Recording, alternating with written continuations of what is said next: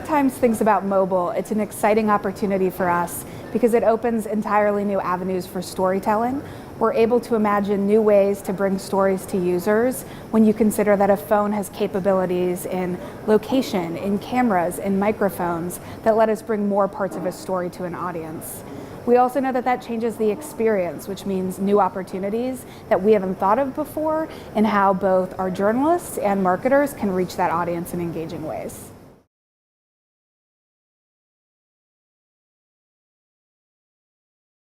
Right now, we're thinking about how we step away from cross-platform. For many years, we were pushing to say, how do we create parity in inventory and capabilities? But what we know now is the experience is wholly different, and that's an opportunity. So trying to make desktop do what mobile does or mobile do what desktop does is just missing the point entirely, and we're focusing on innovation that is mobile first.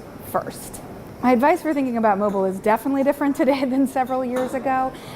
One of the things that I think has surfaced is understanding mobile means you have to begin with understanding how a user has a phone in their hand all day. So you can't come at it first by thinking about pixels. You have to come at it first by thinking about lifestyle and habit. And that's not necessarily the way we thought about digital media in the early days of this industry. Now you have to begin with understanding a user and what they do day to day. And where they're going to have their phone, and that's where the opportunities reveal themselves.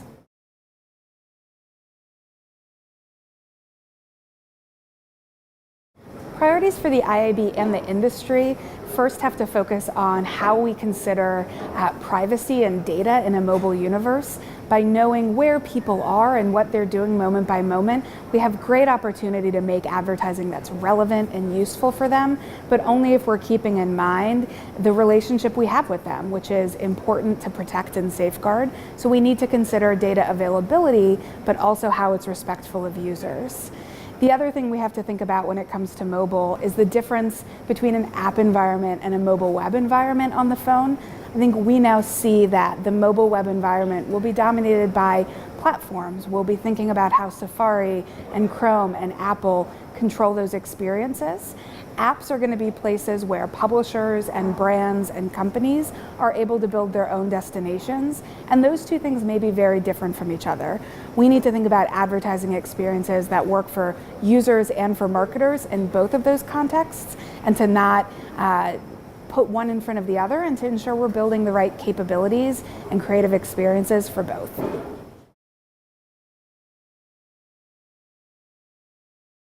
The New York Times has been a proud member of the Mobile Center for a few years now, and it's because that we think the future of storytelling is about being part of readers' lives, and that means that's the future of where advertising will be too. Right now, that means mobile. We see our most engaged users on our mobile app. We have done our most exciting innovation in mobile, whether it was launching VR in 2016, looking at AR now, and whoever knows what will come in the next coming years.